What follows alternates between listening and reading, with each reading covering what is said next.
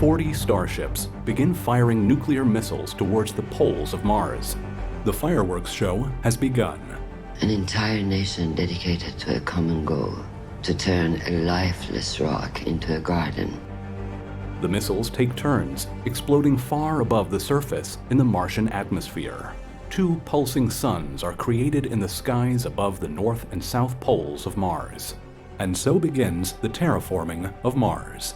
The cold, radioactive, and sterile desert surface is being rehabilitated into its former green self. The temperature is rising, the ice is melting, and the atmosphere thickening, kickstarting a cascading greenhouse effect. Mars is being rebooted. What will grow, and what kinds of creatures will make the planet their home? When will humans take over and launch long-term terraforming missions, such as the building of a magnetosphere and oxygenating and seeding the planet? Or will time start to run out as younger generations become used to living underground in domed settlements, losing their connection to Earth and having no desire to continue the multi-generational terraforming project? The nuclear explosions, the 2 suns, are shining brightly above the poles. This is phase 1 of terraforming Mars. It is the mass extraction of CO2 ice. Mars is so cold because the atmosphere is only 1% of Earth's. It is not enough to capture the heat coming in from the sun. Any liquid water on the surface quickly freezes or evaporates. The low pressure also pulls out all of the oxygen from a human's blood, causing circulatory shutdown within a minute, requiring pressurized suits to survive. The 2 nuclear suns start melting the ice caps. As the CO2 and water in the ice caps melt and turn into gases, it is released into the air, creating a thicker atmosphere. The red planet's temperature begins to rise. Averages go from -60 Celsius, -76 Fahrenheit, to -40. Terraforming is first seen in the warmest regions near the equator, and in the deepest craters and valleys. Liquid water starts appearing on the surface, but freezes at night. As the surface becomes warmer and more CO2 and water melts, thickening the atmosphere, it begins trapping more heat, which melts more CO2 and water, speeding up the terraforming mission. And so it begins, the runaway greenhouse effect. Mars begins to take over, like an advanced artificial intelligence, able to start programming a stronger version of itself. As temperatures in more regions begin to reach 0 Celsius, 32 Fahrenheit, underground ice begins to melt. Liquid water is seeping out of the soil and hills, flowing down carved-out ancient riverbeds and into prehistoric lake craters. As water vapor evaporates into the atmosphere, more clouds begin to form. It is cold at first, with snow and hail, then it begins to rain, starting the water cycle. The red dust covering Mars starts to be washed away. Rivers are flowing, moving slowly because of the lower gravity. Most of Mars starts to get covered with 30 feet, 9 meters of water, recreating the first oceans.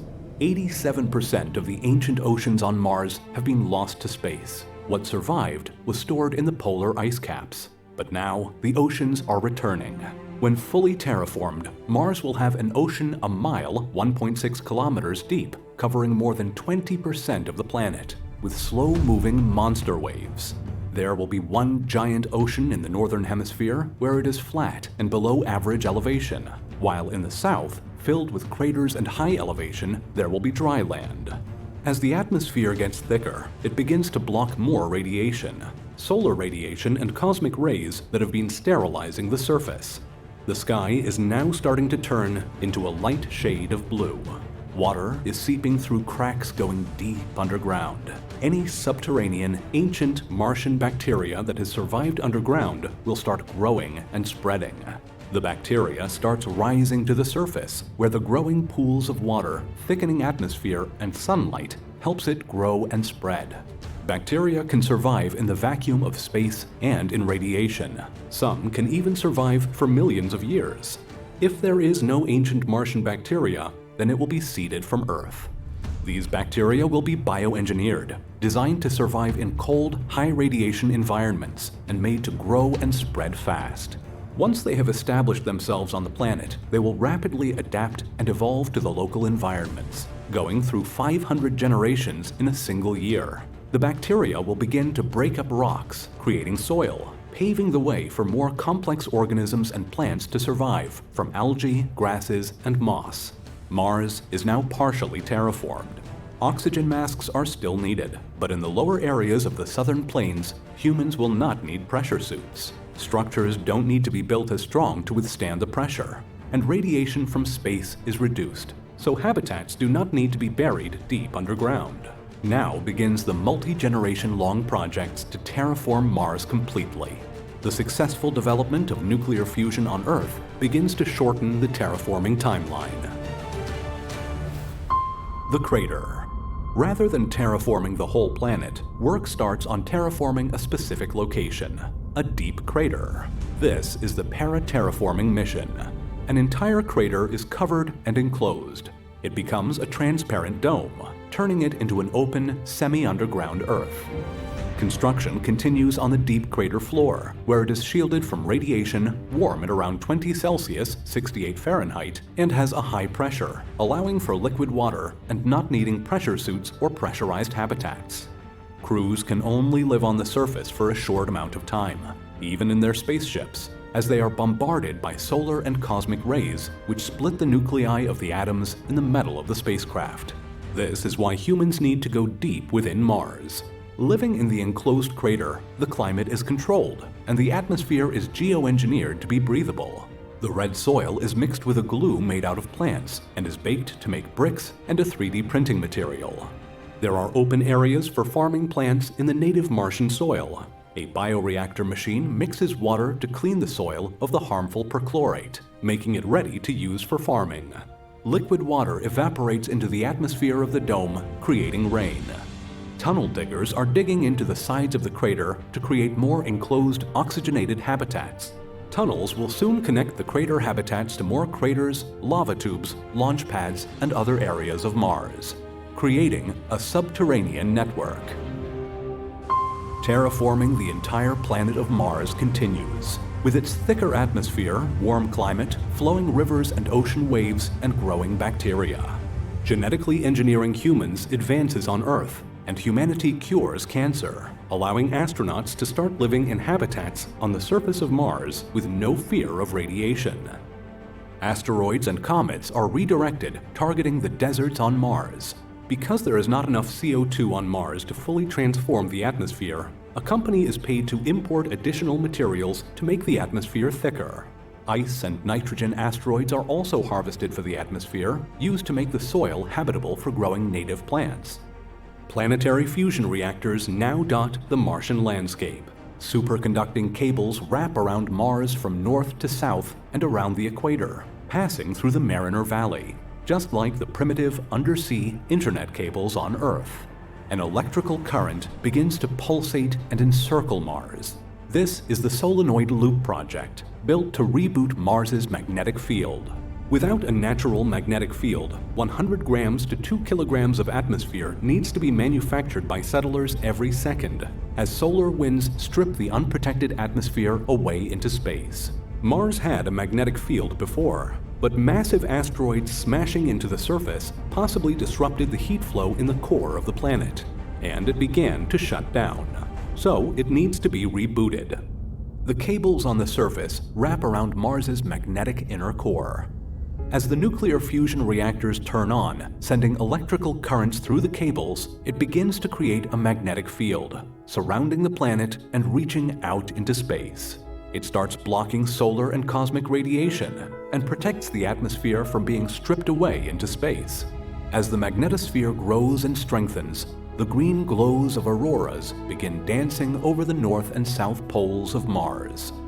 Now protected by the engineered magnetic field, the atmosphere on Mars starts reaching the final stages of being complete. More nitrogen asteroids are harvested for the atmosphere. It is being re-engineered to lower the carbon dioxide, making the surface habitable for more complex microorganisms, plants, animals, and humans. Tardigrades are the pioneering species on Mars, nature's greatest survivors. They are feeding on bacteria and algae, soaking up carbon dioxide, radiation, heavy metals, and dust, and providing food for larger creatures. Human-made oxygen towers and mass algae farms speed up the process of turning more CO2 into oxygen. as carbon dioxide is made up of 73% oxygen. Genetically engineered plants and trees are being introduced onto the wild surface of Mars. This is the seeding stage of Project Terra. Advanced bioengineered flowering species and insects are seeded. And as more complex organisms are introduced, with selective breeding, the soil and surface becomes more enriched, building the foundation for a more complex biological world to thrive. We do not know where our future technology will lead us, or how human bodies could be bioengineered to survive on Mars, in the end, giving humanity control of its own evolution. Muy serio, ¿eh? Muy serio. Os acabo de presentar el que, sin duda, para mí es un canal autónomo, sin duda, 340.000 suscriptores, ¿vale?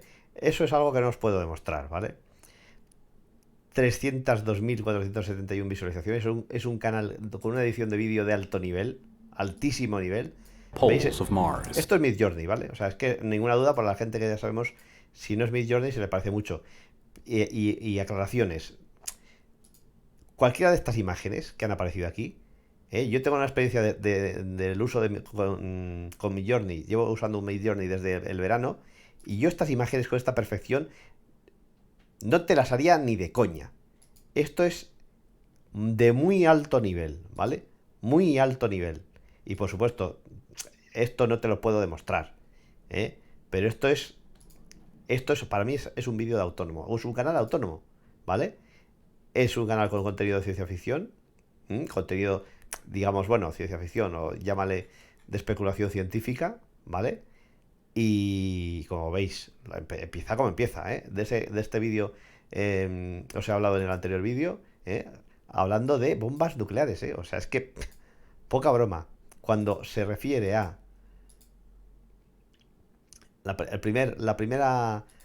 una especie de reboot de la atmósfera de Marte a través de misiles nucleares.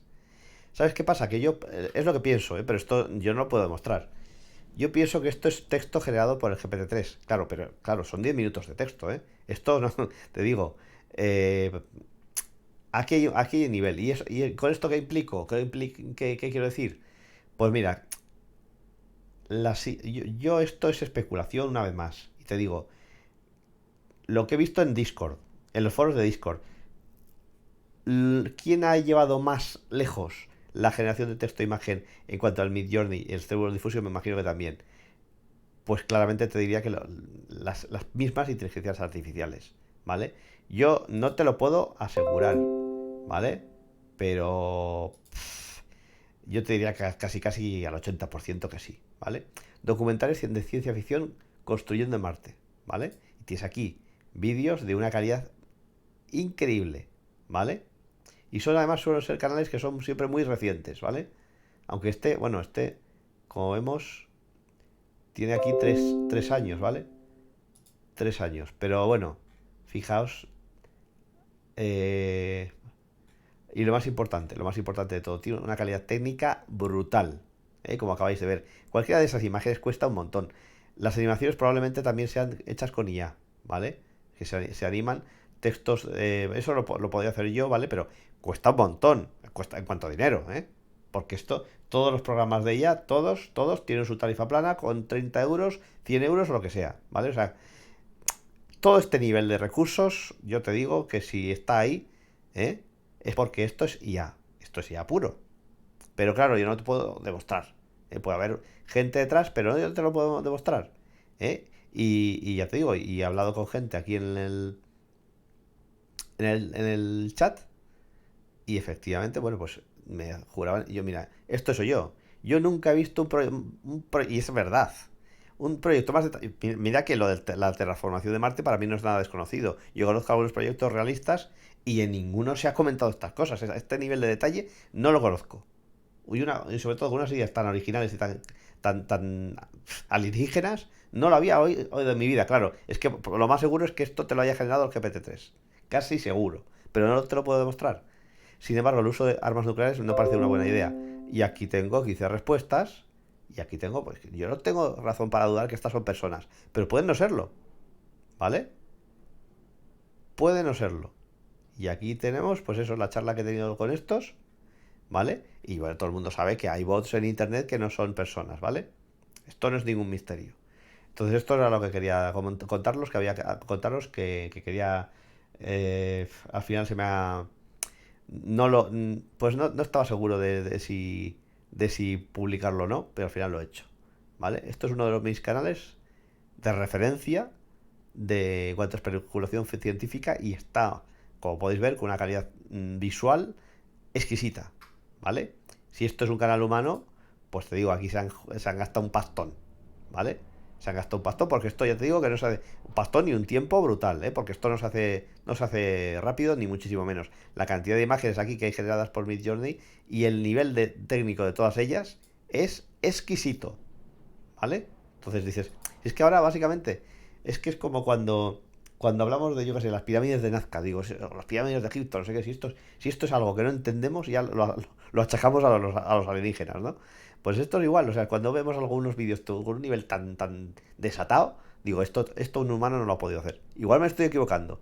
En cualquier caso, es de vosotros la posibilidad de elegir, pues, ¿qué queréis?